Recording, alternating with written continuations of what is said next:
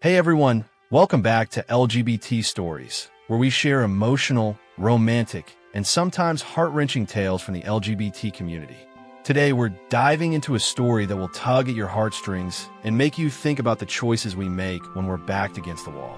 This is a story of desperation, survival, and the difficult decisions we sometimes have to face. So, sit back, get comfortable, and let's dive into this powerful narrative. Remember to like, subscribe, and comment below with your thoughts. I never thought my life would spiral to this point where I literally had to do things like this with my landlord to keep a roof above my head. At 20 years old, I had imagined myself thriving, full of dreams and possibilities. Yet there I was, sitting on the worn-out couch of my tiny studio apartment, staring at the stack of overdue bills spread across the coffee table like a deck of mocking cards. The rent notice sat on top, bold red letters declaring, "Final warning," as if shouting at me to do something, anything.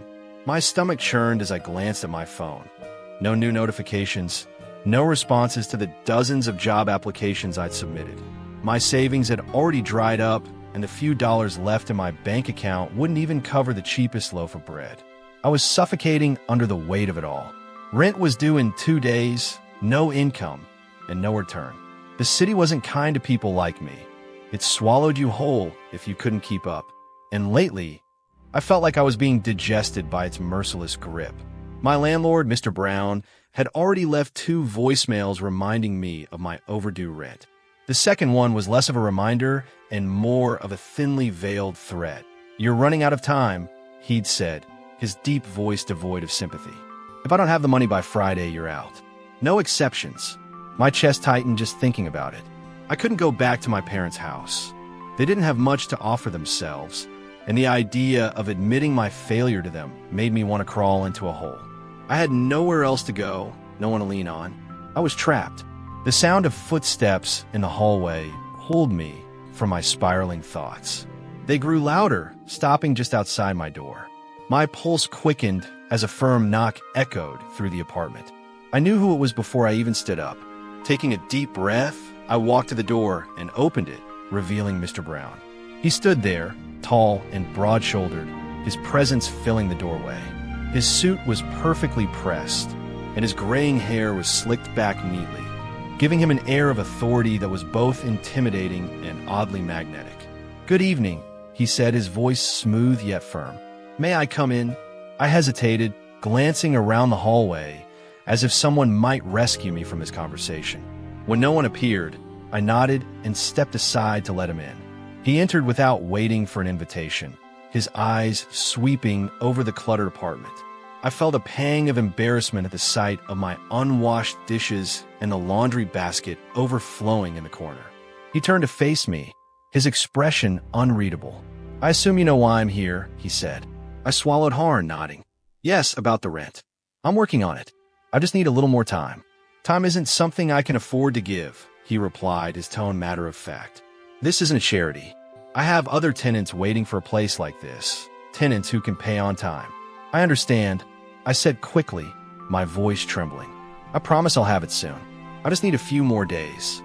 He studied me for a moment, his piercing gaze making me feel exposed.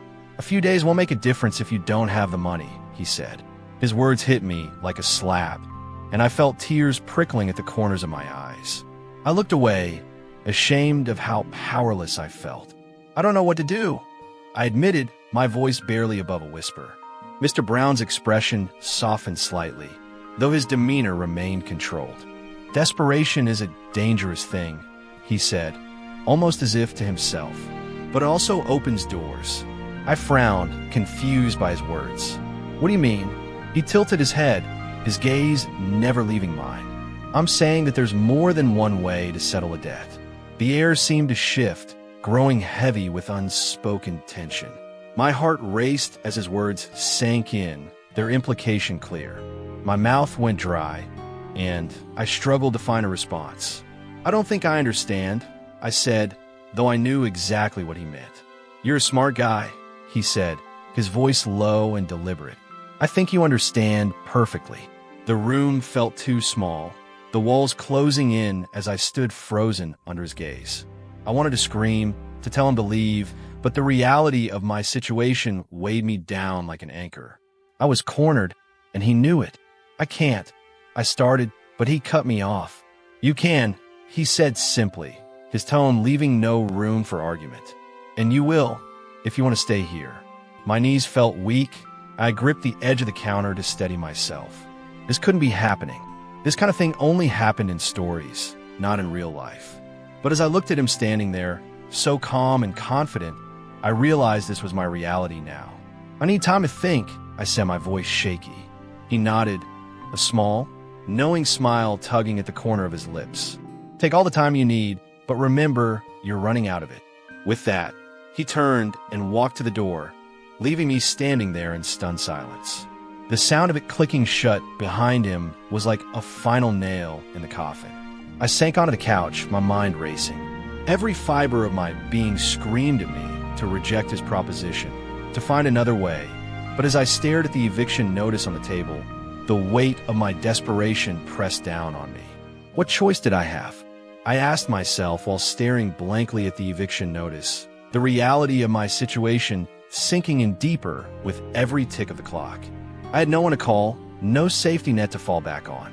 It was as if the world had shrunk, leaving me alone in this tiny apartment with no way out. I tried to think of alternatives, clinging to any shred of hope. Maybe I could borrow money from an old friend, though I hadn't spoken to many of them in months. Maybe I could sell more of my belongings, but what was left? The couch, the bed, the few dishes I had, it wouldn't amount to anything close to what I owed. And besides, I had already pawned anything of value weeks ago. Paced the apartment, my mind racing in circles. The idea of giving in to Mr. Brown's proposition was abhorrent, but it lingered in my thoughts like a dark shadow I couldn't shake. Every time I tried to push it away, the crushing weight of my circumstances dragged it back to the forefront. I hated that he had so much power over me, that he knew I was vulnerable and was using it to his advantage. But hate didn't change the fact that he was right.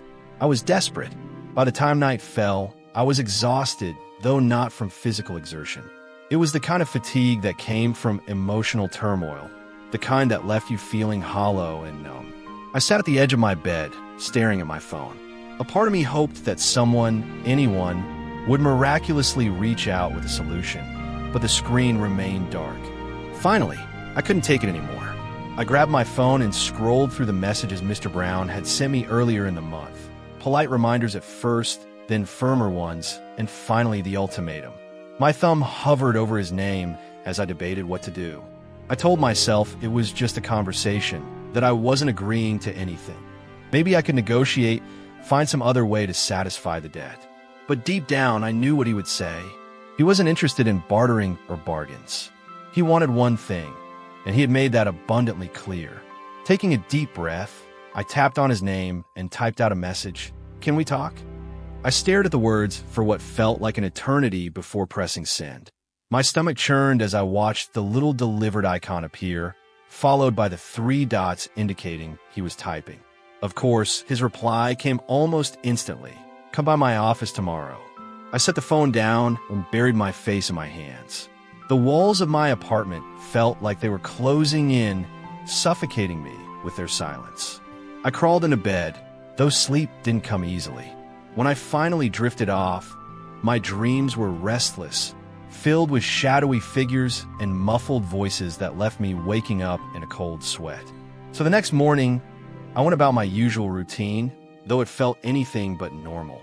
I dressed in jeans and a simple blouse, trying not to think too hard about what to wear. I told myself I was just going to talk, that this didn't mean I was committing to anything. But as I stood in front of the mirror, fixing my hair for the 3rd time, I couldn't ignore the nagging feeling in the pit of my stomach. By the time I arrived at Mr. Brown's office, my nerves were frayed. The building was one of those old brick complexes with creaky floors and dim lighting that always smelled faintly of mildew. His office was on the 2nd floor, and as I climbed the narrow staircase, I felt like I was walking toward my own execution.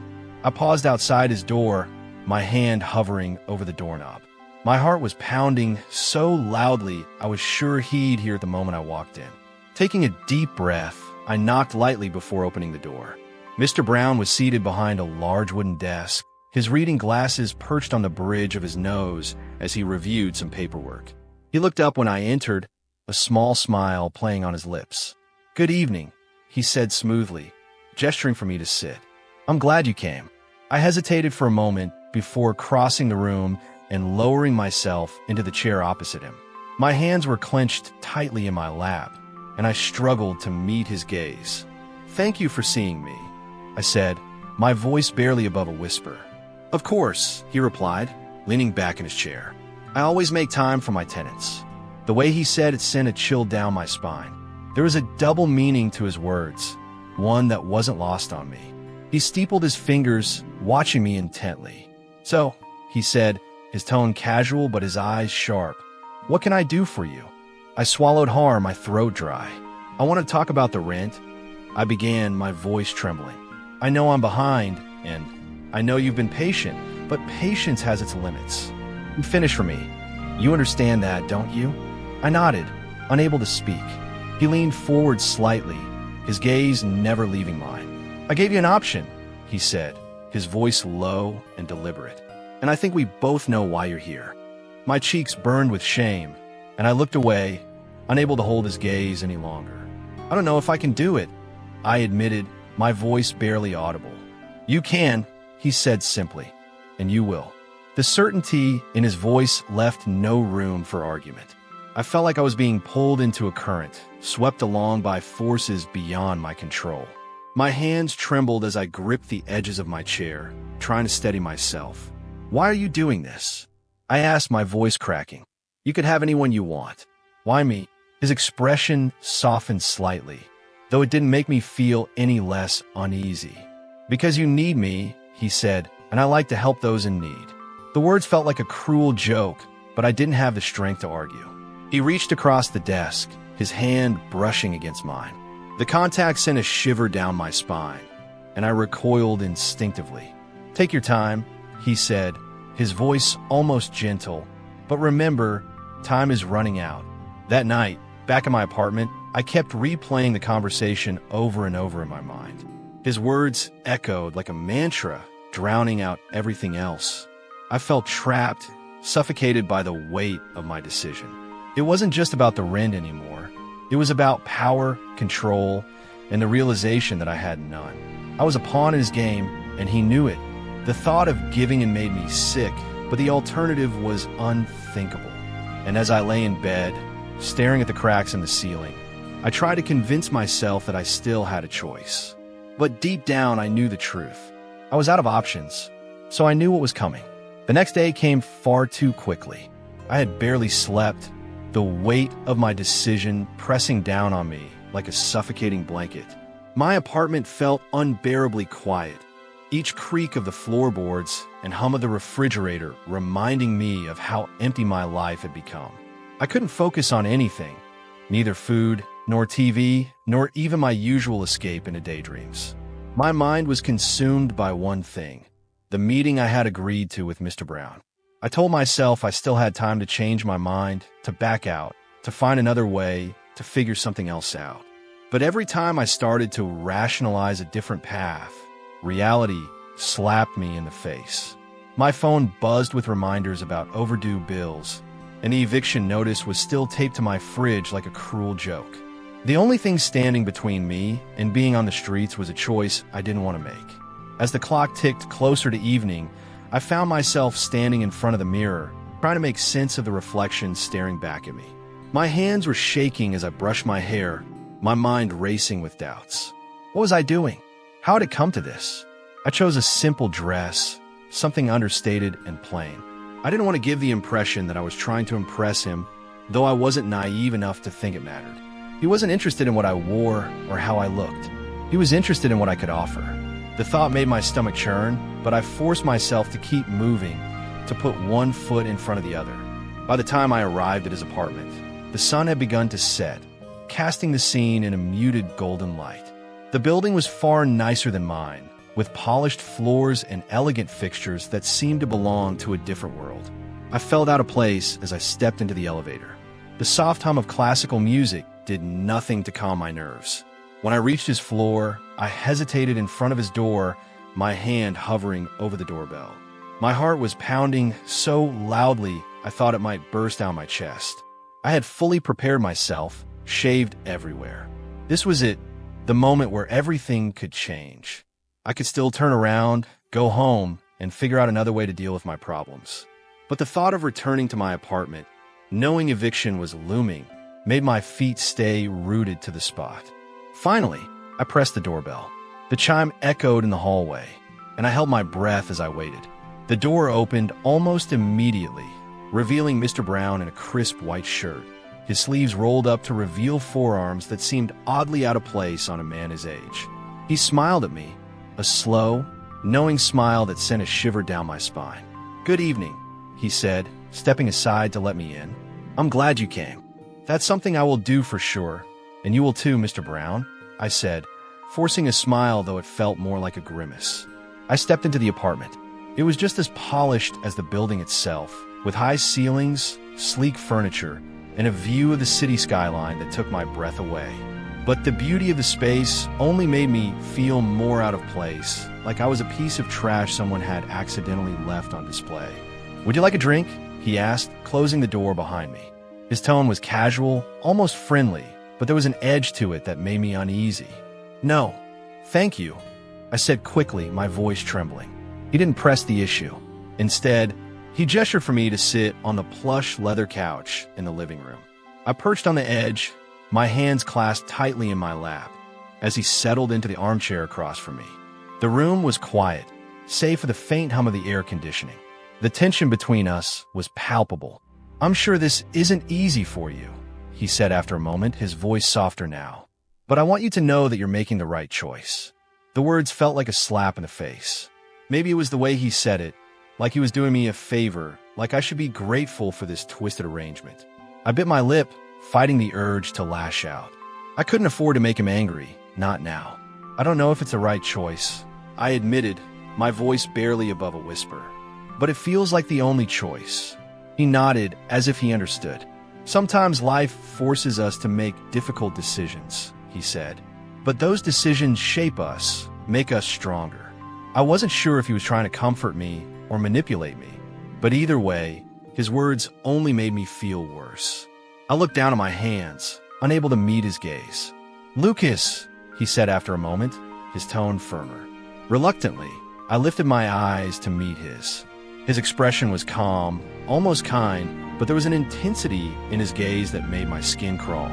"You're a smart, resourceful young gentleman," he said. "You're doing what you need to do to survive. There's no shame in that."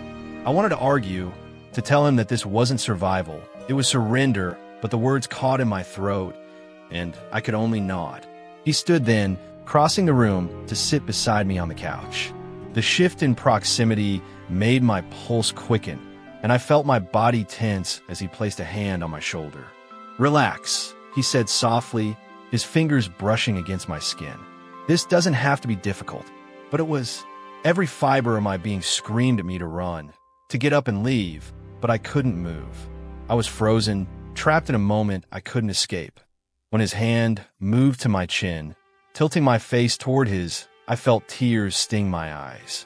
"You're beautiful, Lucas," he murmured, his breath warm against my skin. "And tonight you're mine." "Yes, I am, Mr. Brown," I replied. His words echoed in my ears as he leaned in, his lips brushing against mine in a kiss that felt more like a transaction than an act of passion.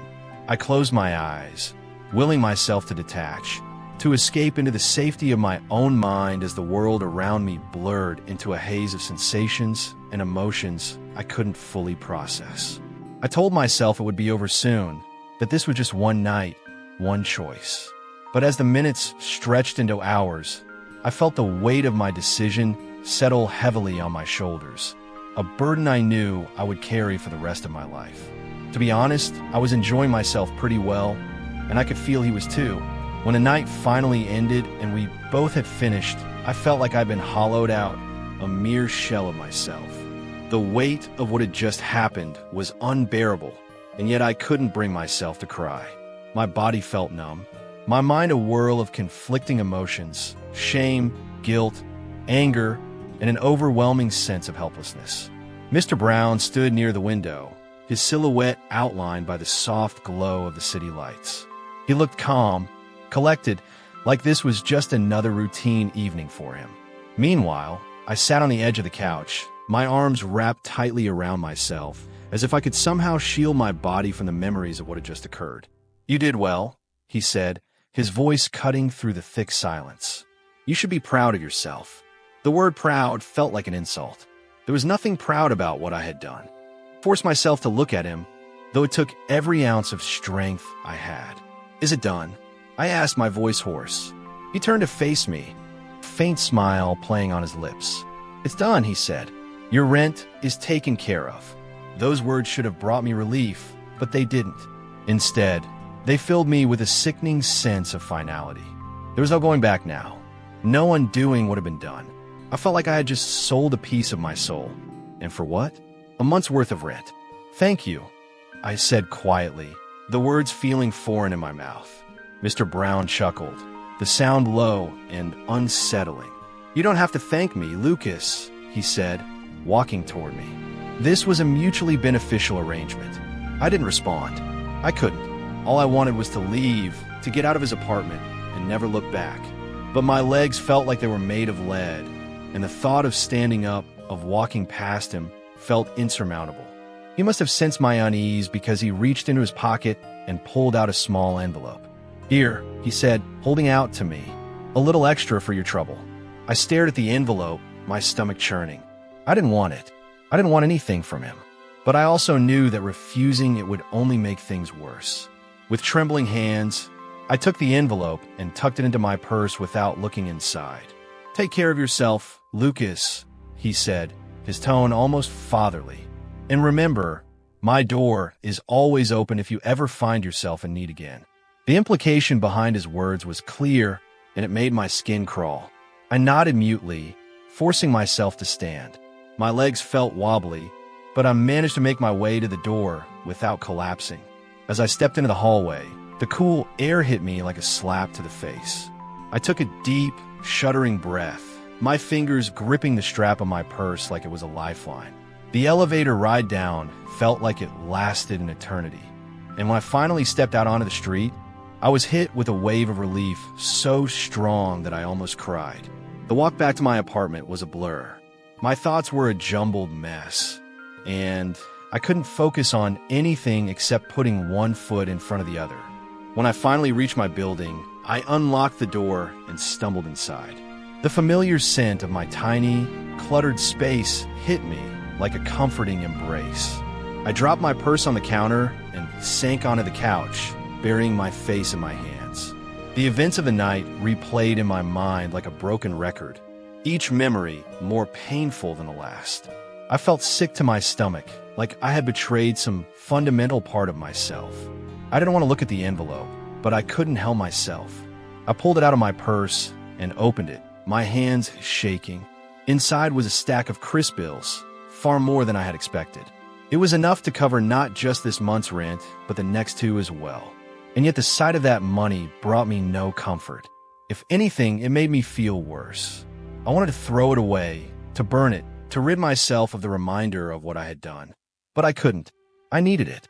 That was the cruel irony of it all. I had done something I hated, something that made me feel dirty and small, and yet I couldn't afford to reject the outcome. The next morning, I woke up feeling like a stranger in my own skin. The sunlight streaming through the windows felt invasive, like it was exposing all of my secrets. I avoided the mirror, unable to face my own reflection. Every time I caught a glimpse of myself, I felt a surge of shame so intense that it was almost unbearable. I tried to go about my day as if nothing had happened. I cleaned the apartment, ran errands, and even went to work. But everything felt different. I felt different. It was like I was walking around with a sign on my forehead that said, "Look at me." I sold my body to pay my rent. My coworkers didn't seem to notice anything was wrong, but I felt like I was being watched, judged. Every time someone looked at me, I wondered if they could tell if they knew. It was exhausting, and by the time my shift ended, I was ready to collapse. When I got home, I found myself staring at my phone, my finger hovering over Mr. Brown's number. I hated myself for even considering it, but the truth was I didn't know what else to do. The money he had given me wouldn't last forever, and the thought of going through this cycle again made me feel like I was trapped in a nightmare I couldn't wake up from. I thought about texting him, asking for help, but I couldn't bring myself to do it. Instead, I threw my phone onto the couch and buried my face in my hands. The weight of my choices pressed down on me like a physical burden. I didn't know how I was going to move forward, but one thing was clear. I couldn't keep living like this. Something had to change. I just didn't know what or how. All I knew was that I was sinking, and I didn't know if I had the strength to pull myself back up. The days that followed blurred together in a haze of regret, exhaustion, and suffocating self-loathing. I tried to focus on anything but what I had done, the way Mr. Brown had looked at me, the way his hands had lingered, the smug satisfaction that lingered in his every gesture. Yet no matter how hard I tried to shove it into the back of my mind, it refused to stay buried. My apartment felt different now, as if his presence had seeped into the walls. Even as I scrubbed every inch of the place, trying to erase the memory of why my rent was paid, it was as though the shame hung in the air, clinging to every surface. One night a week later, I was lying on the couch, staring at the ceiling. The envelope of money sat on the counter, untouched since I had opened it. It was taunting me, a physical reminder of the price I had paid to stay afloat. I hadn't spent a cent of it, but the thought of using it filled me with equal parts dread and resignation. I couldn't go on like this. I needed to figure out what to do next to find a way to break this cycle. But how? My hours at the cafe weren't enough to cover my bills, and even with all the odd jobs I tried to pick up, it hadn't been enough. That was what had driven me into Mr. Brown's arms in the first place: desperation. I picked up my phone, scrolling mindlessly through job postings, ignoring the gnawing ache in my stomach. Nothing felt promising, and the longer I searched, the more hopeless it seemed. With a frustrated sigh, I tossed the phone onto the couch beside me and stared out the window. The city lights twinkled in the distance, mocking me with their brightness. Just as I was about to give up and head to bed, my phone buzzed. I froze, my heart pounding as I reached for it. The name on the screen made my stomach drop: Mr. Brown. My thumb hovered over the notification, my chest tightening. I didn't want to read it, but I couldn't stop myself. "Lucas, I hope you're doing well. Just checking in to see if you've thought about what we discussed. You know my offer still stands. Let me know if you need anything." My grip on the phone tightened, my jaw clenching. The audacity of him to message me like this, as if he hadn't already taken enough from me. But the worst part was the flicker of temptation his words sparked. His offer still stood. I hated myself for even considering it, but the weight of my circumstances pressed heavily on me. I didn't respond. I couldn't. Instead, I set the phone down and stood, pacing the small apartment as my thoughts spiraled. I didn't want to go back to him. I didn't want to feel that hollow emptiness again, the way it had seeped into every part of me and left me questioning who I was. But what choice did I have? The next morning, I made a decision. I wasn't going to let him have that kind of control over me again. I couldn't.